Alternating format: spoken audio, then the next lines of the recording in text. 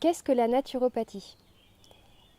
La naturopathie, ce n'est pas se soigner avec des plantes.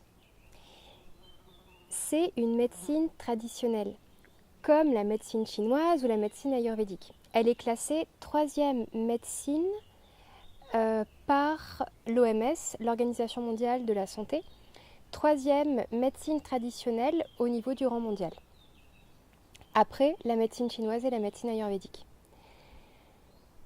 Donc la médecine de la naturopathie, c'est vraiment un ensemble de techniques qui visent à nous maintenir en bonne santé. C'est surtout de l'hygiène de vie qui concerne nos habitudes, nos modes de vie, nos comportements. Et donc pour ça, elle a un ensemble de techniques. Et la première technique, c'est l'alimentation. Exactement comme en médecine chinoise ou dans l'Ayurveda. La base de toutes ces médecines traditionnelles, c'est souvent lié à l'alimentation. Comme disait Hippocrate, que ton aliment soit ton premier médicament. Ensuite, on a les exercices physiques, comme en médecine chinoise, on a le Qigong par exemple. Et en troisième position, il y a tout ce qui concerne la sphère psychorelaxation. Les émotions, les humeurs, comment on communique avec les gens. C'est l'hydrologie. Tout ce qui concerne l'eau. L'eau chaude, l'eau froide. Tout ça, ça va amener du mouvement dans notre circulation sanguine, dans la lymphe, et donc ça va nettoyer aussi les organes plus rapidement. Ça va faire circuler les nutriments et les toxines de manière plus rapide, dans l'idée de les évacuer par la peau. Ensuite, on a tout ce qui est technique de massage, toutes les techniques manuelles. Vient ensuite la réflexologie. Et en septième position seulement, tout ce qui est phyto- et aromatologie.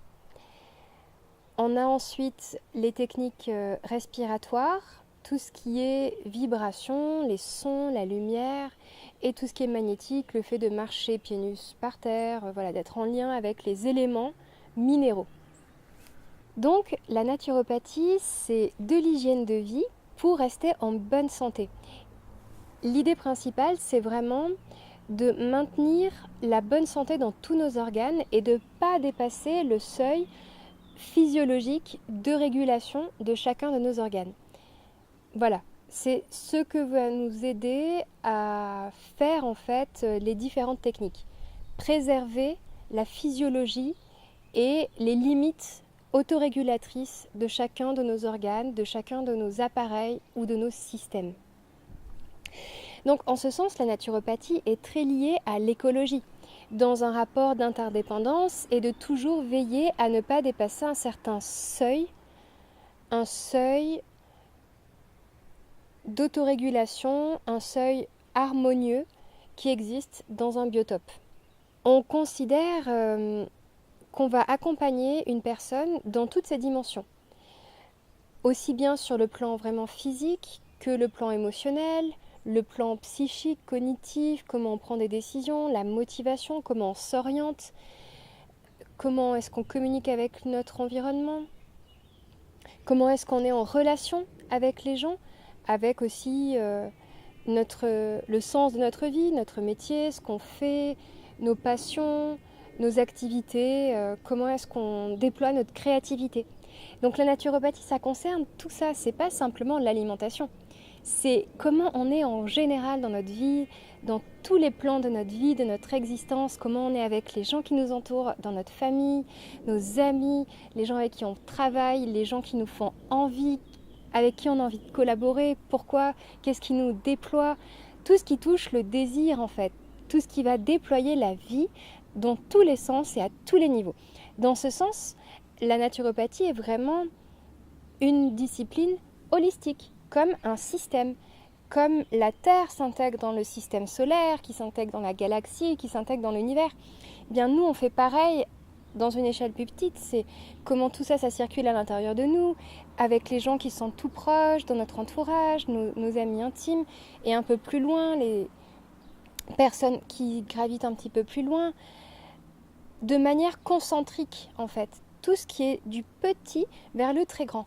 Mais l'idée, c'est pas de rester bloqué au niveau de tout ce qui est petit et proche, intime. L'idée, c'est de se déployer dans toutes nos dimensions, dans comment est-ce qu'on se ressent, comment est-ce qu'on se perçoit, comment est-ce qu'on circule plus largement, et donc aussi avec les autres règnes, que ce soit les animaux, les plantes, la nature, les rivières, la mer, la montagne, les arbres.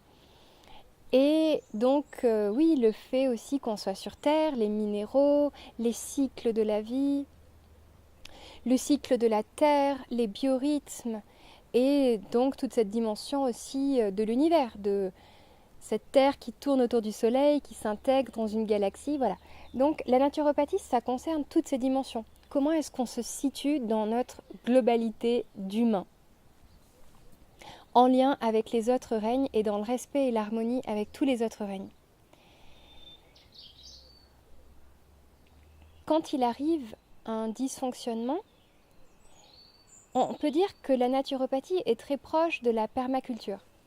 C'est-à-dire qu'en fait, on va tout faire en sorte pour réguler les systèmes, les milieux, avant qu'ils arrivent dans un seuil critique d'alarme, de dysfonctionnement. Donc la fonction de la naturopathie, c'est prévenir par un mode d'organisation, un mode de vie.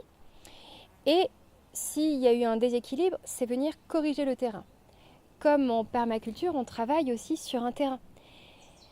À la différence de la médecine allopathique, qui serait un peu comme de l'agriculture intensive, où on fait de la monoculture, que des lignes droites, et où tout le système devient très fragile et est dépendant d'apports externes, avec des engrais par exemple, des amendements, mais aussi des insecticides, puisque le biotope aura été coupé dans son équilibre. On aura besoin de faire venir des éléments externes et souvent des éléments de synthèse.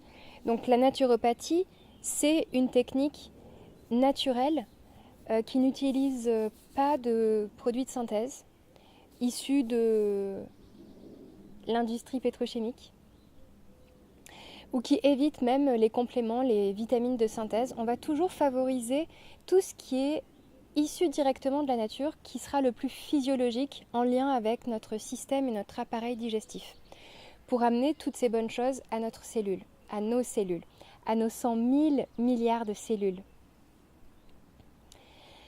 Donc, si jamais il arrive un déséquilibre, on va travailler sur le terrain, comme en permaculture, on va travailler sur les interactions entre les différents milieux, pour faire de la correction. Et pour ça, on va aussi travailler sur les humeurs, sur ce qui circule dans notre corps. Donc la circulation sanguine, la lymphe, dans tous les liquides. On va permettre d'augmenter la circulation, dans l'objectif de favoriser les échanges entre les toxines, les organes et les portes d'évacuation. Donc tous les organes qui sont des émonctoires. Émonctoire, ça veut dire porte de sortie. Le foie, l'intestin grêle, les poumons, la peau, voilà, tout ce qui va nous permettre d'évacuer, la peau étant la plus grande surface, le plus grand organe d'élimination de toxines que nous avons. Donc on va chouchouter notre peau avec des saunas, des hammams, des masques d'argile, pour lui donner toutes ses capacités pour faire sortir les toxines. Donc voilà, cette idée des humeurs qui est héritée d'Hippocrate, qui avait défini donc 4 humeurs, la lymphe, le sang, tous les tempéraments sanguins, la bile, les tempéraments bilieux, et l'atrabile, les tempéraments nerveux, la bile noire. Donc on reste fidèle à cette notion en fait d'humorisme développée à la base par Hippocrate. Et donc on ne va pas être dans de l'antisymptomatique, on va être toujours dans le sens de la physiologie et on va être dans une notion biomimétique. On va mimer toutes les réactions physiologiques. Par exemple, si on a une fièvre, on va chercher à augmenter la température du corps avec des bains de pieds chauds, des bains chauds, des couettes, des couvertures, de la tisane, pour soutenir le phénomène naturel. Comme notre foie est à 40 degrés, c'est pour ça on va encourager la température de notre foie en mettant des bouillottes au niveau du foie, où on va permettre et soutenir l'évacuation. On ne va pas couper une toux, on ne va pas prendre des produits antitussifs. Et puis surtout, on ne va pas couper un symptôme, on ne va pas être antisymptomatique, parce que le symptôme est la partie immergée de l'iceberg. C'est quand on commence à avoir mal qu'il y a un problème, donc c'est la sonnette d'alarme, c'est l'urgence.